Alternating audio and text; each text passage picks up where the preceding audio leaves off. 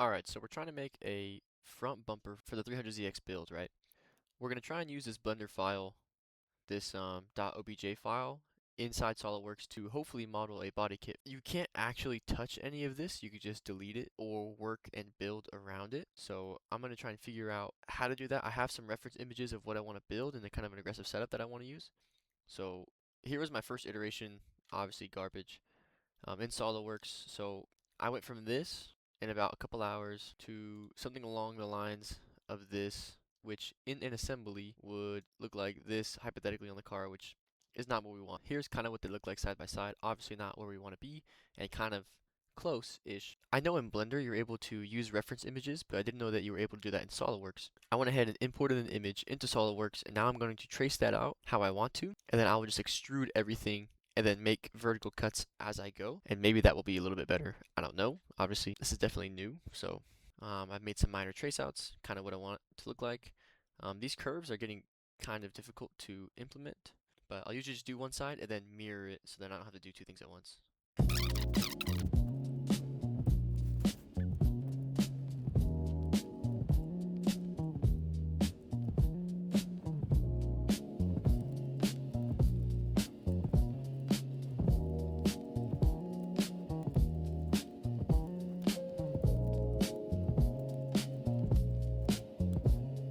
Alright, this looks like a lot, but we have everything almost looking good. Not quite, actually.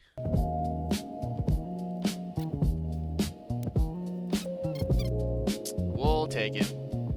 Don't forget to save it, because when you do too much, that's when it crashes. So now, I think I'll just make a line across this, and then extrude all of that back, and then worry about the mounting situation a lot later.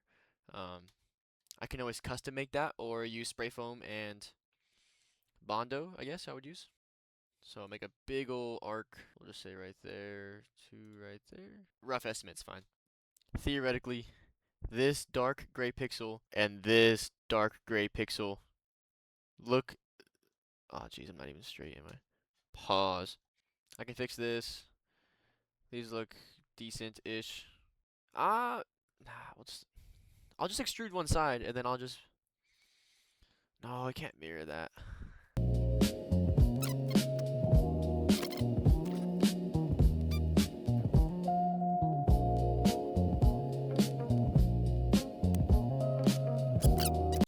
I do have the Blender file, and I did scale it to where it's in inches, so I think I'm just going to use that to scale everything here. What do we got? 10 inches, that's definitely a lie, but 13.5 it is.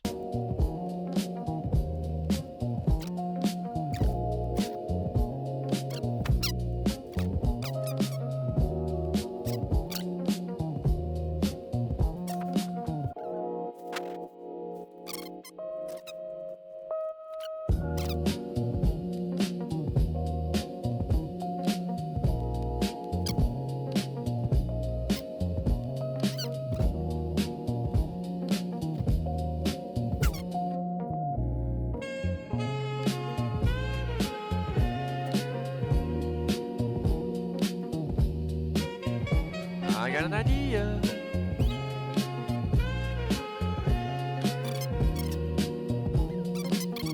I use the midpoint of this badge, this side and this side, added them up, divided by 2. This will give us the X position right here. So technically it's in the middle. And then now when we, let's say if we were to cut this like how we should.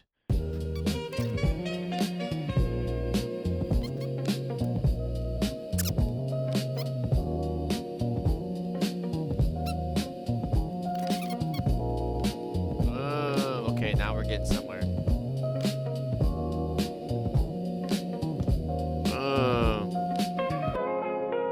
We're in there, dude.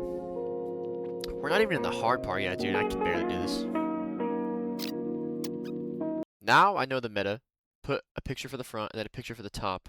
Tomorrow what I'm going to do is I'm going to create this bumper line, but how I want it for this new bumper, which looks a little wider, a little less vertical towards the wheels. More like a Supra instead of like the Z. That's kind of what I'm getting from this. Or just extrude this line over here. We'll try that tomorrow because I'm out of time. Okay, we are back trying to 3D model this bumper. Now we've got a little bit different of a plan here. So I went and 3D scanned the Nissan. Your iPhone actually has LiDAR. So you can use an app called Polyscan, I believe it's called, and manually scan anything, 3D model anything, and it'll create like a geo mesh of it. So we're going to use this and try and get as far as we can. We didn't really get far trying it with pictures, so let's try and use the actual 3D model of the actual Nissan. Okay, where am I? There we go. Here's what the 3D model looks like in Polycam. It's very rough, but this is the kind of thing I need to get the dimensions right and kind of full scale everything. Not bad for a free app using your iPhone. So we're gonna download this as a GLTF. Then we're gonna open up Blender. We're gonna import the GL whatever to be right here, and then boom. So here's our file as a GLB or whatever it's called. Now we're gonna export it as an STL. We go to File, Open. Here we go. And then now we have the other 3D model, which I think has a little bit more.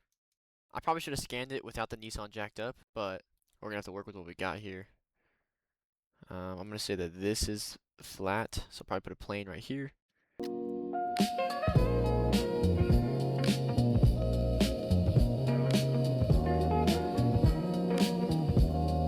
So it's not even.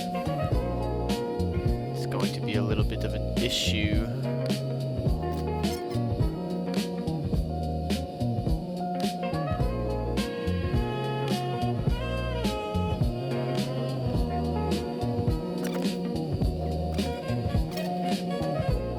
Okay, now that we got some geometry set, we kind of have like the middle-ish of the car. I'm going to use the reference image. Here's what we're trying to make, right? We want to make this. This is the goal for the build. This is what I want it to look like. Hood scoop and all, because, I mean, we kind of have to go that route. Love this design. Love the way this looks. Love the wheels. Love the big wang. So we're just, right now I'm going to try and focus on this right here. This big curved piece. And see if I can get it to connect. Obviously, a lot easier said than done. What time is it? It's only 8:44, so we'll see how long this takes. Oh, I didn't check in for my flight.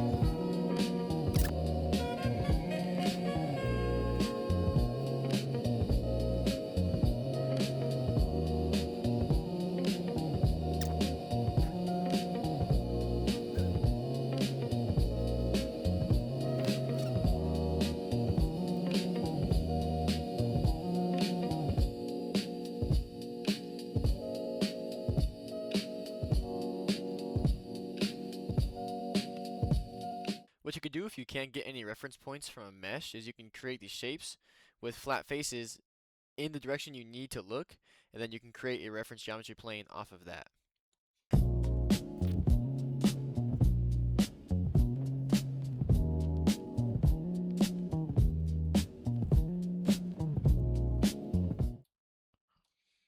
Alright, so we made some progress.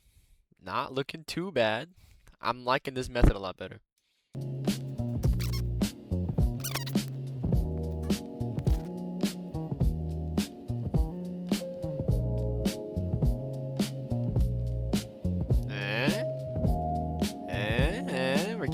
We're getting closer. This needs to be more rectangular.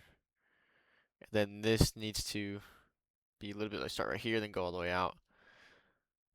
These are little short, these are like square ducks instead of long rectangle ducks. So, honestly though, this is great progress. I feel like I like this a lot better. The mesh really helped with the shape, getting this base shape down. Pleased with tonight's progress. That was exactly 1 hour of work, which, I mean, every day we're just gonna get a little bit closer. Yeah, it looks a lot better. The most complex thing I think is gonna be figuring out this curve. Like it's a curve, but then it's also curved to the nose. As we could see, like how are we gonna get this curve and this curve all in the same row? That's the question. I got the sticker. I do use some erasing for a lot of stuff. They do pretty much. They're like the Lego store for cars, dude. We will tackle this another day, but I think I'm gonna buy the rear fenders though. Wow, the whole thing's $1,000. I just want these rears right here, but I think they're on the Z2 shop.